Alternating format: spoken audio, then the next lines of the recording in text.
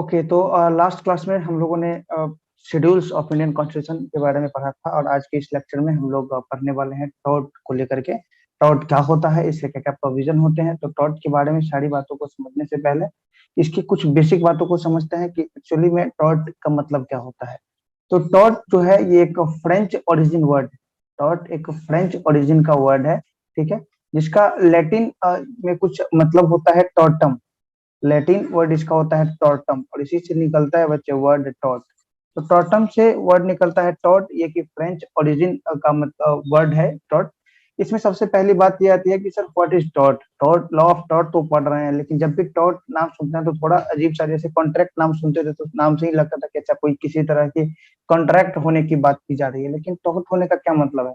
तो जब भी आप टॉट वर्ड सुनिएगा सीधा सा समझ जाइएगा कि मैं किसी रॉन्ग एक्शन की बात कर रहा हूँ, ठीक है, किसी रॉन्ग की बात कर रहा हूँ। तो ये कुछ गलत हुआ है, किसी तरह के डैमेजेस की मैं बात कर रहा हूँ। डैमेज, सॉरी, डैमेजेस नहीं, डैमेज। किसी तरह के डैमेज की मैं बात कर रहा हूँ, किसी तरह का रॉन्ग हुआ है। रॉन्ग कैसा, ये भी जान लीजिए। जब भी आप टॉट में रॉन्ग को पढ़िएगा तो टॉट में रॉन्ग हमेशा सिविल रॉन्ग ही होता है। देखिए, रॉन्ग दो तरह के होते हैं। रॉन्ग जो है बच्चे, ये दो तरीके से हो सकते हैं।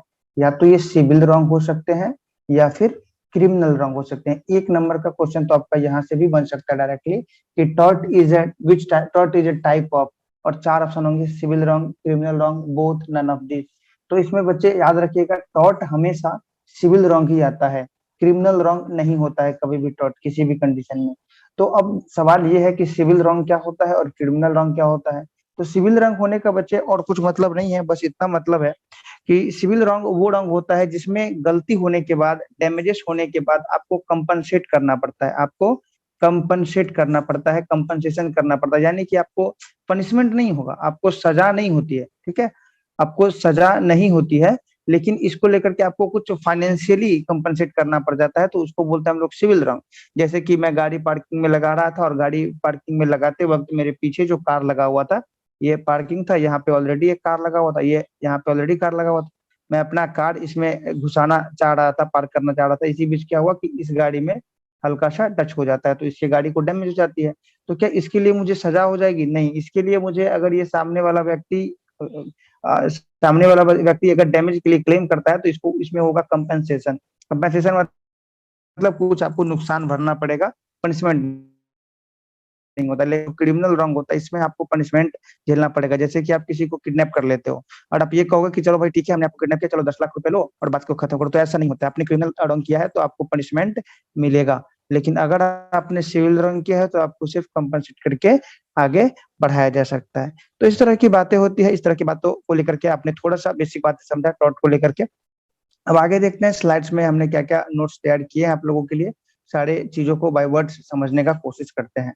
तो देखिए, द वर्ड टॉट इज अ फ्रेंच ओरिजिन, हमने आपसे भी बताया, and has been derived from the Latin word tortum, अभी हमने आपसे बता ही दिया, विच इंप्लाइज ए क्रूक्ड और अनलॉफुल कंडक्ट। मैंने रॉन्ग बताया था, टॉट का मतलब रॉन्ग समझना है आपको, ओके, रॉन्ग। और इसी रॉन्ग को अलग अलग नामों से जानना हो तो अनलॉफुल कंडक्ट, अनलॉफुल कंडक्ट, इसका मतलब क्या होता है? अनलॉफुल का मतलब तो स्पष्ट आप लोग समझ सकते हो कि जो लॉ के जैसा नहीं हुआ है, जैसा कि लॉ में बताया गया है, अगर उस तरह की चीजें ना हो तो उसे क्या बोलते हैं? Unlawful conduct. और जब भी रूल के अकॉर्डिंग नहीं होता तो उसे हम क्या बोलते हैं? रॉन्ग ही तो बोलते हैं ना।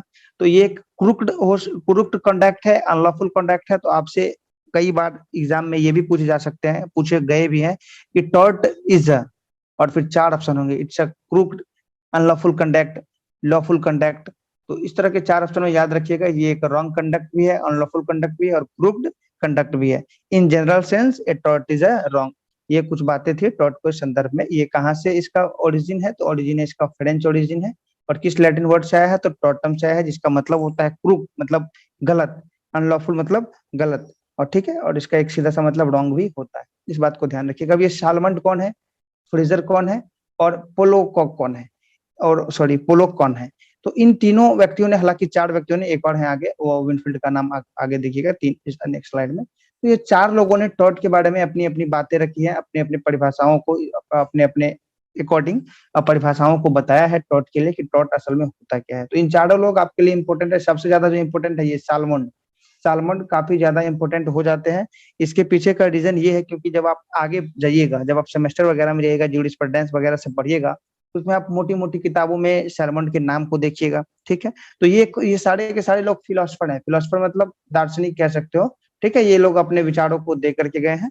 तो इनका विचार ये है सैलमन के नजर में, आपसे पूछा जा सकता है according to Salmond tort is, और आपको चार ऑप्शन होंगे, according to Fraser tort is, according to Pollock tort is. तो इस तरह के क्वेश्चंस के लिए आपको तैयार रहने हैं, और इस तरह के क्वेश्चन करने के लिए आपके जहन में सारे फिलोसफर्स की जो बातें हैं उसे ध्यान में रखना पड़ेगा।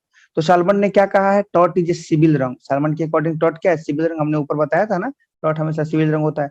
For which the remedy is an action for an unliquidated damages. अब यहाँ पे कुछ बातें हैं जिसे आपको समझना बहुत अच्छे से है। विच the remedy is a, remedy मतलब, और रेमेडी मतलब आपको पता होगा, उबी जस्ट इवी रिमेडियम, आप लोगों ने तो पक्का ही पढ़ा होगा। यहाँ पे एक वर्ड है इन एक्शन, एन एक्शन, और एक है अनलिक्विडेटेड, और एक है डैमेजेस। यहाँ पे डैमेज नहीं है, डैमेजेस है, थोड़ा सा बात को ध्यान रखना है, ओके। तो ये तीन वर्ड को समझना पड़ेगा आपको। सबसे पहले मैं इसे क्लियर करता हूँ, आपको सबसे पहले समझना पड़ेगा एन एक्शन, फिर समझना पड़ेगा अनलिक्विडेटेड क्या होता है, और फिर डैमेजेस क्या होता है, तब आपको समझ में आएगा सालमन की बातें। तो देखिए एन एक्शन का मतलब होता है केस। क्या होता है बच्चे, केस। लॉ की नजर में एन एक्शन मतलब वो मूवीज वगैरह में जो आप एक्शन देखते हो ना हीरो का, वो एक्शन नहीं है। इसका मतलब होता है केस, ठीक है, आपने केस किया, ठीक है। एन एक्शन का मतलब होता है एक केस लॉ की नजर में। और अनलिक्विडेड डैमेजेस का मतलब क्या होता है ये भी समझते हैं। जैसे कि देखिए कोई कॉन्ट्रैक्ट है, ओके, कोई कॉन्ट्रैक्ट है बच्चे, जब आप इंडियन कॉन्ट्रैक्ट एक्ट पढ़िएगा 73 और 74 इसका जो सेक्शन है, 73 और 74 जो सेक्शन है, इसमें बताया गया है ब्रीच ऑफ कॉन्ट्रैक्ट और लिक्विडेटेड डैमेजेस के बारे में बताया गया है कॉन्ट्रैक्ट एक्ट में, ठीक है।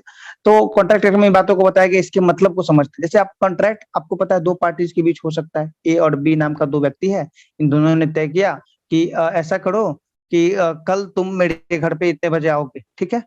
और तो मतलब दोनों ने आपस में ऐसा डील किया कि तुम कल मेरे घर पे इतने बजे आओगे, हम दोनों ने मिलकर एक प्रोग्राम रखा है, और इसे जो भी इनकम्स आएंगे वो सारे चीजों को हम लोग आपस में डिस्ट्रीब्यूट कर लेंगे, बांट लेंगे। इस तरह की चीजों ने दोनों मिलकर के एक प्रोग्राम को रखा, एक इवेंट को ऑर्गेनाइज किया, और दोनों के बीच में आपस में कॉन्ट्रैक्ट हो गया। ए भी राजी था, बी भी राजी था।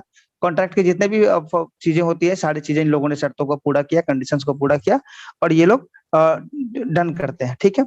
नेक्स्ट डे क्या होता है कि बी नहीं आता है। नेक्स्ट डे क्या होता है बच्चे, बी नहीं आता है। अब बी नहीं आएगा, ठीक है, तो ये क्या हो गया, ब्रीच ऑफ कॉन्ट्रैक्ट हो गया ना, कॉन्ट्रैक्ट टूट गया। तो इन लोगों ने पहले ही ये कह दिया था कि अगर तुम नहीं आओगे तो तुमको इतना जुर्माना भरना पड़ेगा, है ना। जैसे कि आप लोग कॉमन सी बातों में सुनते होंगे, अच्छा तुम ये कर लोगे, नहीं करोगे तो इतना जुर्माना देना पड़ेगा। तो वो जो बार बार फिक्स कर देते हो ना कि इतना जुर्माना देना पड़ेगा, ये करना पड़ जाएगा, अगर तुम ऐसा नहीं किए तो वैसा करना पड़ेगा, इसको बोलते हैं बच्चे लिक्विडेटेड। क्या बोलते हैं, लिक्विडेटेड। इसका मतलब होता है पहले से जो फिक्स होता है ना डैमेजेस, उस तरह का डैमेजेस जो पहले से फिक्स है, लिक्विडेटेड डैमेजेस। जैसे कि तुम यूं समझ लीजिए कि अगर बी ए के घर पे नहीं है तो आपको 5,000 रुपए का जुर्माना देना पड़ेगा बी को। तो ये पहले से फिक्स था, जिस वक्त कॉन्ट्रैक्ट हुआ उसी वक्त फिक्स था कि अगर तुम ऐसा नहीं किए तो तुम्हें 5,000 का जुर्माना देना पड़ेगा। ये होता है लिक्विडेटेड डैमेजेस। और एक होता है अनलिक्विडेड, जो कि अभी हमारा टॉपिक भी है। अनलिक्विडेड मतलब होता है कि जहाँ पे डैमेज फिक्स नहीं है पहले से, जहाँ पे डैमेज पहले से फिक्स नहीं है, ये बिल्कुल मतलब समझिए कि अचानक से हुई घटना है कोई। जैसे मैं गाड़ी पार्किंग के लिए लगा रहा था, ये गाड़ी था, ये भी गाड़ी था, और बीच में मैं अपना गाड़ी पार्किंग के लिए लगा रहा था, और इसी बीच में क्या हुआ, ये सामने वाले गाड़ी में मेरा गाड़ी टच कर जाता है, तो यहाँ पे अब इसका नुकसान हो गया, डैमेज हो गया। तो क्या पहले से हम दोनों के बीच कोई फिक्स तो नहीं है, ये मेरा गाड़ी है, तो मेरे और इनके बीच पहले से कोई प्लानिंग तो नहीं है ना कि मेरे गाड़ी में सटाओगे तो 500 रुपए देने पड़ेंगे, ऐसा कोई प्लानिंग है। तो ये बोलते हैं अनलिक्विडेड डैमेजेस, जो पहले से फिक्स नहीं होता है डैमेज, उसे बोलते हैं अनलिक्विडेड डैमेजेस। तो सालमन क्या कहता है, tort is a civil wrong. ये किस तरह का रॉन्ग है, सिविल रॉन्ग है। For which the remedy is an action for an unliquidated damages, मतलब इस तरह का ये एक केस रेमेडी की बात करता है, इस तरह रेमेडी केस की बात करता है जो कि अनलिक्विडेटेड डैमेज हो, पहले से प्री प्लान नहीं हो। अगर पहले से प्री प्लान होगा तो वो तो कॉन्ट्रैक्ट के अंतर्गत आ जाएगा। प्री प्लान नहीं होना चाहिए। जैसे कि आप छत पे खड़े थे और आपके छत के जो रेलिंग होते हैं साइड वाले, उस पे फूल का गमला लगा हुआ था, और नीचे एक आदमी फोन से बात कर रहे थे।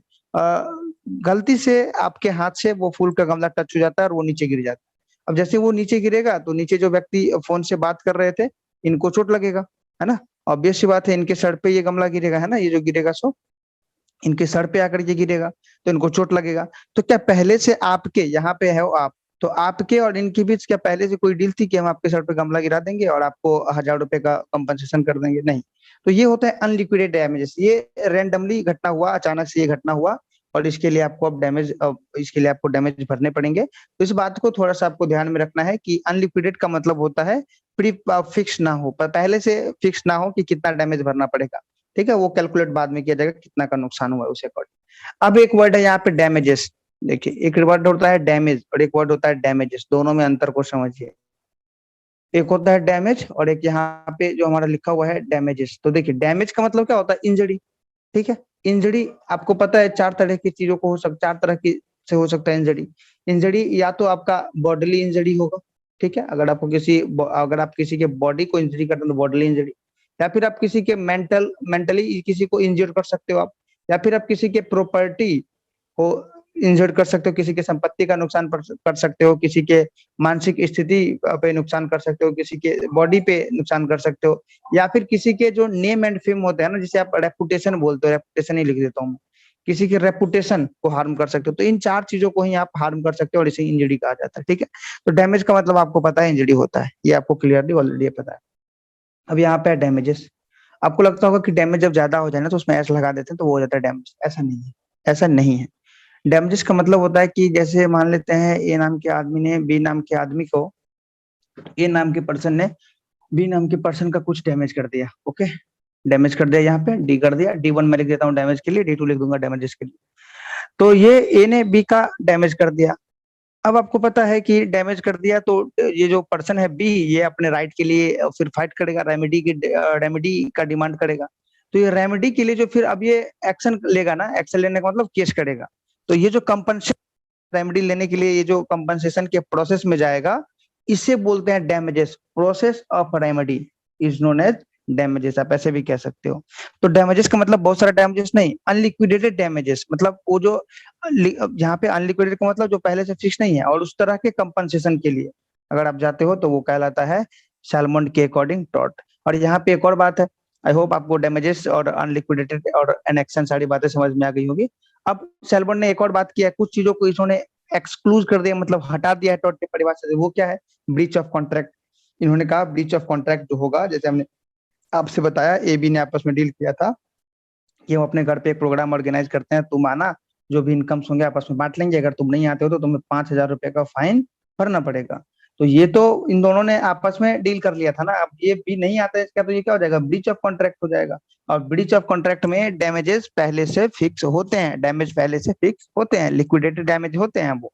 तो इस वजह से यहाँ पे ब्रीच ऑफ कॉन्ट्रैक्ट को एक्सक्लूज कर दिया गया। और ब्रीच ऑफ ट्रस्ट, ट्रस्ट के लिए भी अलग से होता है कानून, लॉ ऑफ ट्रस्ट होता है।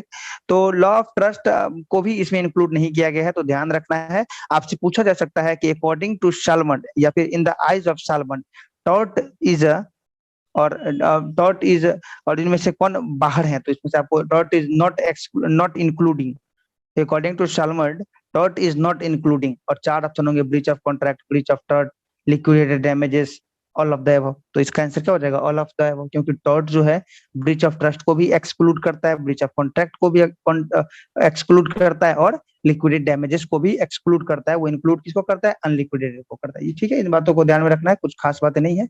फिर है Fraser says, a tort is an infringement of right in the rem of a private individual giving a right of compensation at the suit of injured party। अब इन्फ्रिजमेंट मतलब क्या? आपका मतलब right को हम इन्फ्रिज कर देते हैं, वायोलेट कर देते हैं। Right in the RAM, right in the RAM का मतलब against the world, right in the मतलब अगेंस्ट द वर्ल्ड।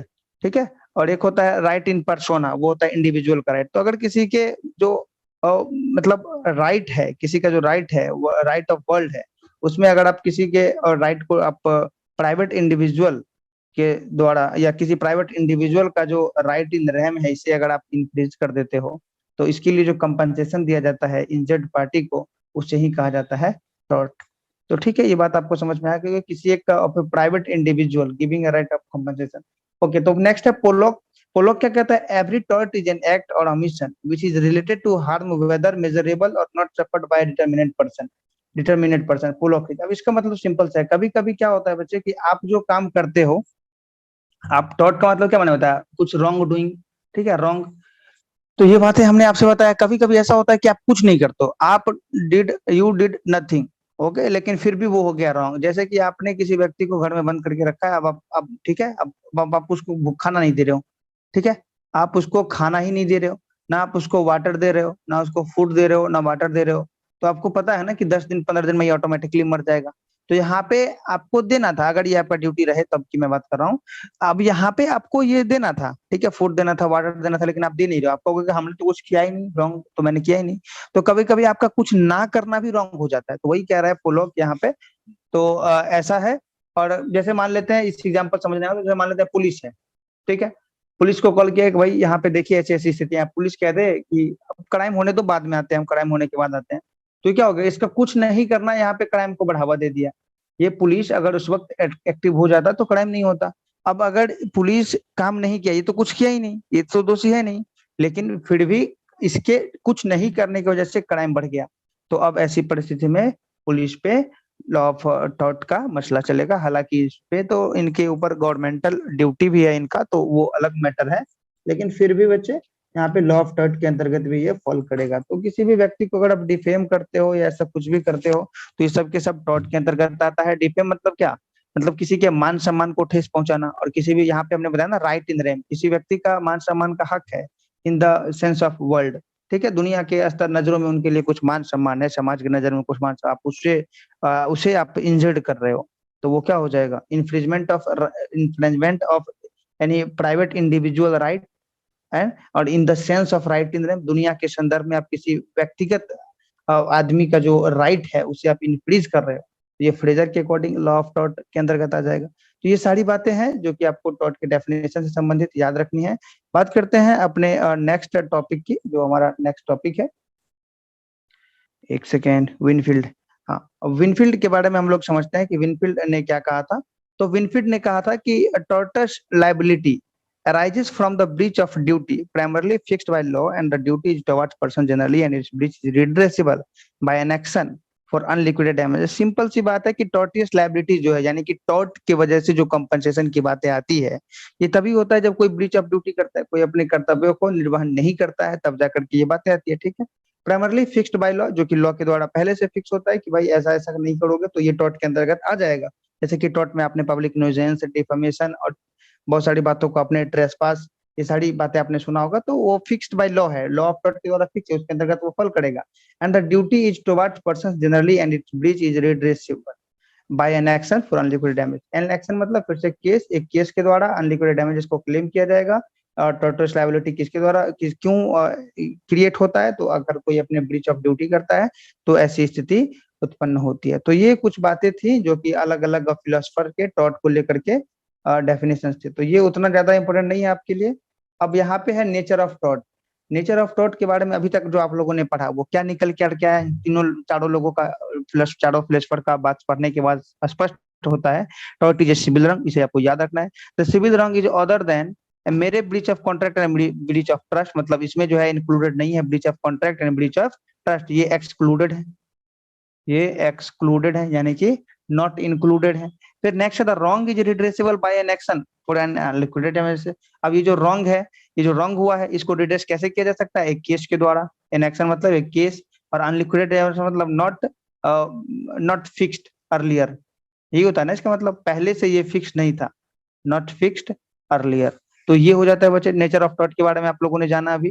तो नेचर ऑफ टॉर्ट, ये जो आपने अभी पीछे 2-3 डेफिनेशन पढ़े थे, उसके आधार पे जो बातें निकल करके आती है, उसी के आधार पे हमने आपसे बताया।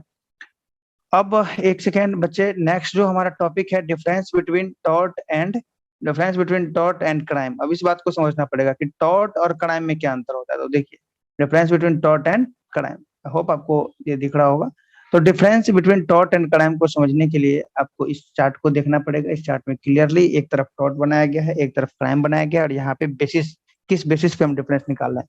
तो देखिए, नेचर ऑफ रॉन्ग मतलब कार्य के तरीके के हिसाब से देखते हैं, तो टॉर्ट एक प्राइवेट रॉन्ग है अगेंस्ट द इंडिविजुअल, किसी व्यक्ति के खिलाफ आप उसके प्राइवेट चीजों को हार्म करता है। जैसे कि हमने बताया ना कि रॉन्ग 4 तरीके से हो सकते हैं, कौन कौन से, बॉडीली इंजरी, ठीक है, मेंटली इंजरी, प्रॉपर्टी का इंजरी, या फिर उसके जो मतलब आर्ट से हमने क्या लिखा था, रेपुटेशन, हाँ, उसके रेपुटेशन को अगर आप हार्म करते हो तो ये प्राइवेट रॉन्ग है अगेंस्ट किसी व्यक्ति का। आप ऐसा कर सकते हो ना, किसी व्यक्ति को आप बॉडीली इंजरी कर सकते हो, मेंटल इंजरी कर सकते हो, ये सारी 4 तमाम बातें। और क्राइम क्या है, पब्लिक रॉन्ग अगेंस्ट, आपने पढ़ा होगा रॉन्ग 2 तरह के, सिविल रॉन्ग और क्रिमिनल रॉन्ग। जैसे कि मैंने गाड़ी पार्क का एग्जांपल लिया था, ये मैं अपना गाड़ी लेकर के यहाँ पे लगाना चाह रहा हूँ और ये नहीं लग पाया और इसमें टच हो गया, तो इससे किसी एक व्यक्ति का नुकसान हुआ।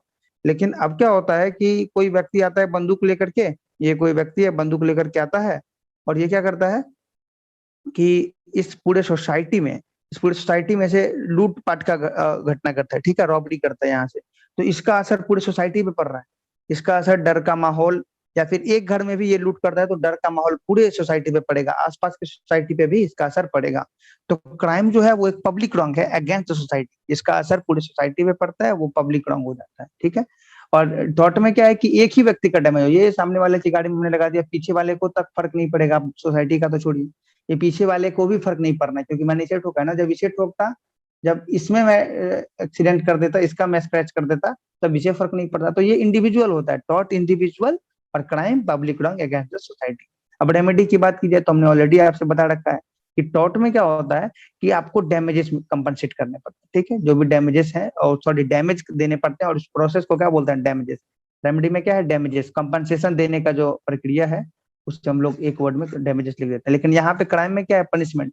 अब रॉबरी है, रॉबरी किए पकड़े गए तो तुम क्या कहोगे, जो रॉबरी किया है ये ले लो, ऊपर से कुछ फाइन ले लो और छोड़ दो, नहीं, ऐसा नहीं हो सकता। आपने रॉबरी किया तो रॉबरी के लिए जो भी उचित आईपीसी में दिए गए पनिशमेंट में से आपके लिए उचित होगा वो आपको मिलेगा। कभी कभी पनिशमेंट प्लस फाइन भी हो जाता है, सिर्फ फाइन नहीं हो सकता, लेकिन कभी कभी पनिशमेंट प्लस फाइन जरूर हो जाता है। फिर पार्टीज टू सूट, अब देखिए कौन पार्टी सूट हो सकता है, suit filled by the injured party. यहाँ पे क्या है कि ये जो एन एक्शन होगा, केस फाइल होगा, किसके द्वारा होगा, इंजर्ड पार्टी के द्वारा। और यहाँ पे complaint filled by the state होता है। जैसे कि आप यूं समझिए कि आप लोग बहुत सारा केस लॉज वगैरह सब देखते होंगे x versus state of Bihar, ठीक है, स्टेट ऑफ बिहार। कभी कभी यही आप लोग सुनते होंगे, वाई नाम का कोई व्यक्ति है versus versus state of Punjab, ठीक है। कभी कभी आप सुनते होंगे Z versus state of Jharkhand, ठीक है। तो यहाँ पे बार बार जो स्टेट मतलब क्या समझ रहे हो, क्योंकि क्राइम जो होता है वो कभी भी किसी सोसाइटी के खिलाफ जो होता है ना, उसे हम लोग मान के चलते हैं कि ये सोसाइटी के खिलाफ नहीं है। अगर किसी सोसाइटी में लूट की घटना होती है तो वो सोसाइटी के खिलाफ नहीं हुआ, वो उस स्टेट के खिलाफ हुआ। वो स्टेट का काम था ना कि सोसाइटी को शांतिपूर्ण तरीके से और सुरक्षित माहौल देना, ठीक है। इसके लिए सरकार ने, स्टेट ने अपने पुलिस व्यवस्था को बना के रखना है, अपने जुडिशियरी व्यवस्था को बना के रखना है, सारी व्यवस्था को बना करके रखना है ना, अवेयरनेस करके रखना है लोगों को, पुलिस को, सारी चीजों को। लेकिन फिर भी ये घटना होता है तो ये किसकी विफलता है, आपकी समाज सोसाइटी की विफलता नहीं है, ये विफलता है स्टेट की। किसकी गलती है ये स्टेट के ऊपर जाकर के पड़ता है। और इसलिए यही कारण है कि जब भी कोई इस मामलों में केस होता है क्राइम में, तो वो लिखाता है x versus state of Bihar, state of Punjab, क्योंकि यहाँ पे स्टेट फेल हुआ है। अगर आप व्यक्तिगत कर देते, जैसे यहाँ पे तो suit field by the injured party, अब यहाँ पे मैं था और ये सामने वाला गाड़ी था, मैं मुझे गाड़ी रोकना था, गाड़ी रुका नहीं, आकर के सीधे इससे गाड़ी में लग जाता है, तो नुकसान इसका हुआ है, नुकसान हमने किया, तो ये हम दोनों सचिन कुमार वर्सेज एक्स कुमार का केस बनेगा, ठीक है। तो इस तरह से केसेस बनते हैं, इस तरह से चीजें होती है, ध्यान में रखना है आपको, ठीक है। अब है कोडिफिकेशन। कोडिफिकेशन मतलब इसका जो किस तरीके से इसे रखा गया है, तो अनकोडिफाइड लॉ है टॉर्ट, याद रखिएगा, टॉर्ट इज, और चार ऑप्शन होंगे, it is uncodified law, it is civil wrong, और चार ऑप्शन तो देख लीजिएगा, अगर ऑल ऑफ द एबव होगा तो वही आंसर होगा। अनकोडिफाइड का मतलब जैसे, और एक है कोडिफाइड लॉ, क्रिमिनल लॉ होता है कोडिफाइड लॉ, जैसे कि क्राइम आप करोगे तो किस तरह जैसे आप मर्डर, तो मर्डर किसे कहते हैं, डेफिनेशन है ना। कल्पेबल होमिसाइड किसे कहते हैं, डेफिनेशन है आईपीसी में, है ना। रेप का घटना है तो रेप किसे कहते हैं, पता है आपको। रिस्ट्रेंट किसे कहते हैं, पता है आपको, डेफिनेशन है। रॉन्गफुल रिस्ट्रेंट क्या है, ये भी आपको पता है ना। थेफ्ट क्या है, रॉबरी क्या है, डकैती क्या है, सारे क्राइम के लिए इसे कोडिफाई किया गया, डेफिनेशन बताया गया है, इसके लिए बजाते लिखित में पनिशमेंट की बातें की गई, सारी बातें, तो ये क्या हो गया, कोडिफाइड लॉ हो गया क्राइम। लेकिन टॉट अनकोडिफाइड क्यों है, ये समझिए, इसे एग्जाम्पल समझे, जैसे कि आपके घर में आप मान लेते हैं 4 भाई बहन, ओके, चलो एक सेकेंड, मैं आपके चारों भाई बहन को बना देता हूँ, नहीं तो फिर आप लोग नाराज हो जाइएगा। चलिए ये 3 हो गए ना, और सबसे बड़े वाले को मैं बना देता हूँ। और घर में जो छोटे होते हैं वो काफी मोटे भी होते हैं, क्योंकि इन्हें तो कोई काम करना नहीं पड़ता है, तो मैं इन्हें मोटा भी कर देता हूँ, ओके। 4 लोग हैं और ये हैं आपके यहाँ पे पेरेंट्स हैं, सीधा पी लिख देता हूँ, इन्हें मैं फोटो में बनाऊंगा तो ये दिक्कत हो जाएगा। ओके, तो ये 4 लोग हैं। अब यहाँ पे क्या है कि ये जो पेरेंट्स हैं, इस पेरेंट्स में मैं लिख देता हूँ, इनको मान के चलता हूँ पिताजी। जनरली घर में पेरेंट्स तो पिताजी, हालांकि माता पिता और सारे लोग आते हैं, आपसे बड़े दादा दादी, आपके चाचा चाची, सभी लोग, लेकिन फिर भी मैं एक बिहाफ पे, फादर के बिहाफ पे मैं चीजों को समझाना चाह रहा हूँ। यहाँ पे जो फादर है आपके घर में, कोई ऐसा रूल बुक है क्या कि पिताजी कुछ भी कर सकते हैं? रूल नंबर 1, सेक्शन 1, पिताजी कुछ भी कर सकते हैं। सेक्शन 2, बच्चों को पिताजी के अकॉर्डिंग कुछ भी करने की आजादी है। सेक्शन 3, बच्चों को पिताजी की हर बात माननी है। सेक्शन नंबर 4, बच्चों को ऐसा कुछ भी नहीं करना है जिससे कि पिताजी नाराज हो जाए। सेक्शन 5, बच्चों को 10 बजे रात तक घर लौट के आ जाना है। सेक्शन 6, बच्चों को सुबह 5 बजे उठना। ऐसा कोई नियम है क्या, कोई रूल बुक है क्या? नहीं है। लेकिन इसके बावजूद आप लोग देखोगे तो आप इन सारे नियमों को फॉलो कर रहे हो। पिताजी के संदर्भ में आप कभी पिताजी कुछ भी कर सकते हैं, बात सही है। पिताजी, बच्चे वैसा कुछ नहीं करेंगे जिससे पिताजी नाराज हो, ये बात तो रूल नंबर 2 भी फॉलो करते हो, आई होप करते हो। ऑप्शन नंबर 3, बच्चे 10 बजे रात के बाद तक घर से बाहर नहीं रहेंगे, ये भी ऑप्शन सही है। बच्चे सुबह 6 बजे उठेंगे, ये भी सही है। तो सारे रूल्स को आप लोग फॉलो करते हो, लेकिन इसके लिए कोई रूल बुक नहीं है आपके घर में, है ना? सारी चीजों को फॉलो तो किया जा रहा है, लेकिन इसके लिए कोई रूल बुक नहीं है। यही बात है टॉट में भी। टॉट की सारी बातें फॉलोड होती हैं, लेकिन इसके लिए कोई कोडिफाइड, कोई लिखित रिटन नहीं है। ठीक है, कोर्ट वगैरह सारी जगह माने जाते हैं, लेकिन इसके लिए कोई लिखित नहीं है। तो इसलिए इसे अनकोडिफाइड कहा गया है, क्राइम को कोडिफाइड किया। Intention, it is important but not in all cases, example negligence. अब देखो, इंटेंशन नहीं देखा जाता है इसमें, है ना? आपसे गलती हुई, आपको कंपनसेट करना पड़ेगा, उतना इंपॉर्टेंट नहीं है इसमें। टॉट में जैसे कि आपसे गमला गिर गया ऊपर से, जो मैंने एग्जांपल बताया था, यहाँ पे एक व्यक्ति खड़े थे, फोन से बात कर रहे थे और इन्हें सर पे चोट आ गई, है ना? यही गमला यहाँ पे आकर के लग गया। तो आपका इंटेंशन था या नहीं था, वो बात की बात है। इनका तो ये हो गया ना, इंजरी हो गया, तो आपको इसके अकॉर्डिंग जाना पड़ेगा, टॉट के अकॉर्डिंग। तो not important in all case, लेकिन कुछ एक है निग्लिजेंस वगैरह में, कुछ एक बातें हैं, तो उसे मैं छोड़ के रखता हूँ एग्जाम्पल। अब here intention is an essential element. Here intention is essential. आपको पता है क्राइम किसे कहते हैं? व्हाट इज क्राइम, डेफिनेशन याद है? आईपीसी की कुछ वीडियोज आप लोगों को हमने प्रोवाइड कराया था यूट्यूब पे। What is crime? Actus reus plus mens rea. हालांकि जो आप लोग पैड बच्चे हो चुकी, तो इन्हें हम लोगों ने आपको और ज्यादा बताया था। Acts reus plus mens Reis से आगे भी बताया था, तो फिलहाल मैं नहीं बताऊंगा। आप इतना जान के चलिए, actus reus plus mens rea. Mens rea मतलब गिल्टी माइंड, है ना? इंटेंशन की बात की है, गिल्टी इंटेंशन। तो यार intention is an essential element. आपको ऑलरेडी ये बातें समझ में आ रही होगी ऐसे ही, मेरे बिना बताए भी। Wait net, okay. अब है विड्रॉल ऑफ सूट। अब कंप्रोमाइज विद रॉन्ग डूअर। अब जैसे रॉन्ग डूअर होता है, जो गलती किया, ए और बी नाम का कोई दो व्यक्ति था, ये दोनों गलती कर लेते हैं, ये इसके कार में ये धक्का करके धक्का लगा लेता है, तो फिर बात कोर्ट तक चली गई। ठीक है, लॉ ऑफ डैमेजेस क्लेम करने की बात हो गई, डैमेज क्लेम करने की बात हो गई। तो वहां पे विड्रॉल करना है, केस विड्रॉल करना है। तो ये दोनों पार्टी आपस में समझौता कर ले और निकल जाए, कोई इशू नहीं है। ये दोनों पार्टी आपस में समझौता करके बाहर आसानी से निकल सकता है। लेकिन अगर क्राइम को लेकर के बातें शूट हो गई है, तो not around except with the permission of court. बिना कोर्ट के परमिशन के, ए नाम के आदमी और सामने वाला भी कुछ है, एक्स है, और दोनों के बीच क्राइम का मसला है और ये बात शूट हो चुकी है कोर्ट में, तो अब आप ऐसे नहीं कर सकते हो इस सूट से। समझौता आप ऐसे नहीं कर सकते हो, आपको कोर्ट का परमिशन चाहिए होगा। ठीक है, इसके लिए सीआरपीसी में बच्चे सेक्शन है 320, इसमें ये बातें बताई गई कि अगर कोई व्यक्ति क्राइम के शूट में है और वो निकलना चाहे, तो कोर्ट के परमिशन से समझौता करके निकाला जा सकता है। लेकिन यहाँ पे क्या है, टॉर्ट में ये दोनों आपस में समझौता कर सकते हैं, कॉम्प्रोमाइज कर सकते हैं। ठीक है, तो हम लोग पढ़ ही रहे हैं, क्या पढ़ रहे हैं? हमारा टॉपिक ही क्या है? Difference between tort and crime. तो जब हमारा टॉपिक ही यही है, तो हम इनसे ऑब्वियस सी बात है, इन्हीं में डिफरेंस को देखेंगे। अभी तक हम लोगों ने इसी के बीच के डिफरेंस को देख रहा था। अब हम आगे बढ़ते हैं, इसमें थोड़ा सा और है, difference between tort and breach of contract. अब तो आपने देख लिया कि टॉर्ट क्राइम से कैसे अलग है, अब देख रहे हैं कि टॉर्ट ब्रीच ऑफ कॉन्ट्रैक्ट से कैसे अलग है। ब्रीच ऑफ कॉन्ट्रैक्ट और टॉर्ट, जब हमने लेक्चर स्टार्ट ही किया था, उसी वक्त ब्रीच ऑफ कॉन्ट्रैक्ट को बेस मान करके कुछ एग्जांपल्स आपसे समझाया था। अब यहाँ पे क्या, फिक्सिंग ऑफ ड्यूटी टॉर्ट में, ये लॉ इटसेल्फ, मतलब लॉ में बताया गया है। लॉ में ऑलरेडी कुछ बातें फिक्स है, डिफेमेशन का चीज फिक्स है, पब्लिक न्यूसेंस की चीजें फिक्स है, ठीक है, नेग्लिजेंस की चीजें फिक्स है, ट्रेसपास को लेकर के चीजें पहले से बनी हुई है। इस नियम में जो है ना, आपको आना पड़ेगा। मतलब आपकी गलतियां अगर इसमें आती है, तो आप इस तरह से दोषी पाए जाओगे, है ना? तो इसमें लॉ खुद, इसमें जो ड्यूटी है उस ड्यूटी को बनाए हुए है, कानून के द्वारा ये ड्यूटी है। लेकिन ब्रीच ऑफ कॉन्ट्रैक्ट में क्या है कि दो पार्टी है, ए और बी, ये किसी भी बात के लिए कॉन्ट्रैक्ट कर सकते हैं ना, ये अपना ड्यूटी खुद सेट कर सकते हैं, समझ रहे हो? ये अपना अब जैसे मान लो कि ए बी दोनों आपस में ये डील कर लेते हैं कि आज रात मेरे घर पे तुम्हारा खाना है, अगर तुम नहीं आए तो मेरा खाना बर्बाद होगा तो तुम्हें 1000 रुपए का फाइन भरना पड़ जाएगा।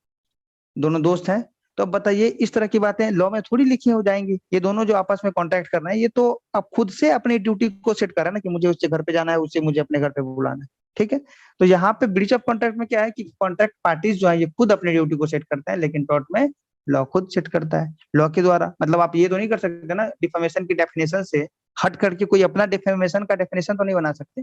वही है। अब नेक्स्ट है violation of right. It is violation of right in rem, मतलब दुनिया की नजर में आपके राइट का वायोलेशन होता है टॉर्ट में। कैसे?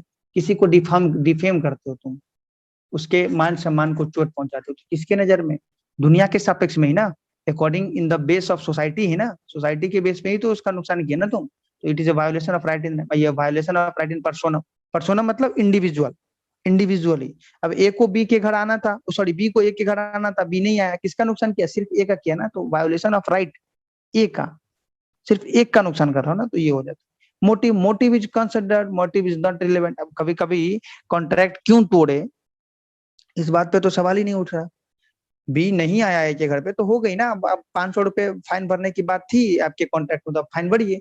क्यों नहीं आए इस बात से क्या लेना देना है, ये नहीं पूछे जाते हैं। डैमेजेस, डैमेजेस में भी नॉमिनल और एग्जाम्पलरी। टॉर्ट में जो है ना, जो कंपनसेशन होते हैं वो नाम मात्र के भी हो सकते हैं, नॉमिनल मतलब नाम मात्र के ही। लेकिन यहाँ पे क्या है, बीच ऑफ कॉन्ट्रैक्ट में क्या, usually damages are provided in the form of compensation for the loss suffered in the contract.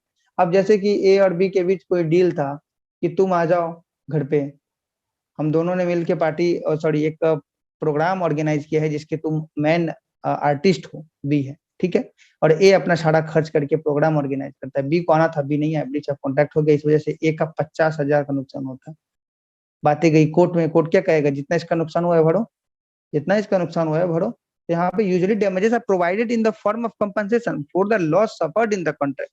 इस कॉन्ट्रैक्ट में कितना लॉस सफर हुआ इसको देख करके बनाया जाए। लेकिन यहाँ पे nominal damages, suit by third party, तो yes he can, he she can sue third party, यहाँ पे सू कर सकता है। Third party usually can not sue except in certain circumstances. तो इसके लिए कुछ स्पेशल बातें हैं जो कि आपके लिए ज्यादा भी जरूरत नहीं है। हाँ, तो difference between tort and breach of contract को आप लोगों ने देखा। अब धीरे धीरे हम लोग और आगे बढ़ते हैं। अब है हमारे बच्चे theory of tortious liability, pigeon hole theory के नाम से जाना जाता है। तो थ्योरी ऑफ टॉर्टियस लाइबिलिटी जो है, ये पिगन होल थ्योरी के नाम से जाना जाता है। इसका क्या मतलब है, ध्यान से समझिए।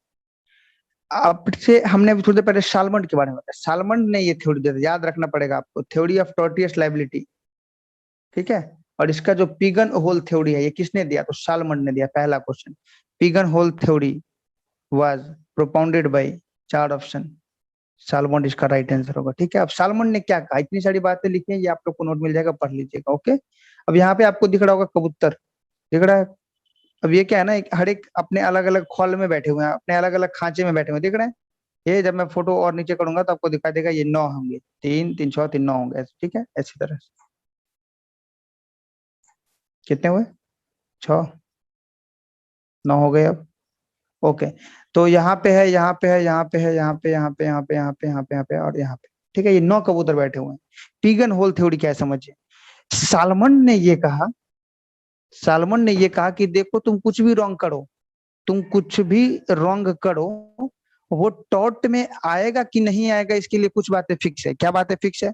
तो यहाँ पे जो कबूतर है ना, भूल जाइए कबूतर है, आप यूं मान के चलिए कि यहाँ पे है, कहीं पे लिखा हुआ है डिफेमेशन, ठीक है। इस कॉल के अंतर्गत का मामला डिफेमेशन है। यहाँ पे ये है ट्रेस पास, ओके। एक सेकेंड, ओके। यहाँ पे जो है ये, यहाँ पे ये क्या है, और ट्रेसपास हो गया, ये है पब्लिक न्यूसेंस है, ठीक है। ये क्या है, डेफेमेशन था, यहाँ पे ये डिफेमेशन था, ये ट्रेसपास था, ये पब्लिक न्यूसेंस हो गया। यहाँ पे है कुछ है, वो मान लेते हैं कि नेग्लिजेंस टाइप है ना। तो इस प्रकार से चीजों को क्या किया गया ना, कि कैटेगराइज कर दिया गया। सालमन ने कहा कि हमारे टॉर्ट का जो लॉ है, इसके अंतर्गत गलतियां फिक्स है। अगर तुमने जो गलती किया है इस खांचे में से कहीं मैच कर रहा है, तो तुम लॉ ऑफ टॉर्ट के अंतर्गत दोषी पाए जाओगे, अदरवाइज तुम दोषी नहीं हो, ठीक है। मतलब नए गलतियां क्रिएट नहीं होंगी। यहाँ पे ध्यान से समझिए, हमारे पास खांचा फिक्स है। जैसे यूं समझिए कि आपके पास ये दिख रहा है, यहाँ पे कबूतर वाला, ये हो गया एक एक कैटेगरी, ये एक कैटेगरी, ये फिर ये, फिर ये, फिर ये, फिर ये और ये, इतनी सारी गलतियां हैं, मान लेते हैं एग्जाम्पल के लिए, ऐसा माना गया। अगर तुम कुछ गलती करते हो इसके अंतर्गत आएगा तो तुम यहाँ पे के दोषी हो गए, यहाँ के आएगा तो यहाँ पे दोषी, यहाँ पे दोषी, यहाँ पे। अगर इन सब में से तुम कहीं नहीं आते हो तो तुम लॉ ऑफ टॉट के अंतर्गत फ्री हो, तुम दोषी नहीं पाए गए। तो इस तरह की बातें किसने बताया था? और it is not a taught, the category of taught is closed according to him. ठीक है, मतलब ये क्लोज व्यवस्था है, ये एक क्लोज व्यवस्था है। इसमें नहीं है कि आपने किस नए तरह की गलतियां की तो उसे मैं यहाँ पे एक खांचा बढ़ा दूंगा, ऐसा नहीं हो सकता। किसने कहा? सालमन ने कहा, मैं नहीं कह रहा हूँ, सालमन ने कहा था। यहाँ पे हम नया खांचा बढ़ाएंगे नहीं, जो खांचा है, जो ऑलरेडी चीजें तय कर दी गई हैं, उसी के अंतर्गत अगर आपकी गलतियां आती है तो ठीक है, नहीं तो नहीं। It is not a taught, the category of taught is close according to him. किसके अकॉर्डिंग? सालमन के अकॉर्डिंग। ओके, अब यहाँ पे एक और बात इन्होंने बताया। सालमन ने क्या कहा था, ये भी थोड़ा सा देख लीजिए, थोड़ी सी एक लाइन और है। और सालमन ने कहा था कि law of torts, no law of टॉट, यानी कि लॉ ऑफ टॉट्स होते हैं, लॉ ऑफ, एक सेकेंड, ये that breach should be called law of torts as there is no law of tort। आप लोगों को अक्सर कंफ्यूजन होगा, सर लॉ ऑफ टॉर्ट कहूं या टॉर्ट्स कहूं, तो टॉर्ट या टॉर्ट्स, तो सालमन के according law of torts, law of tort नहीं। समझ में आ गया? तो ये सालमन की थ्योरी थी। अब आगे की जो भी थ्योरियां हैं नेक्स्ट क्लास में बात करेंगे। आज की क्लास के लिए बस इतना ही।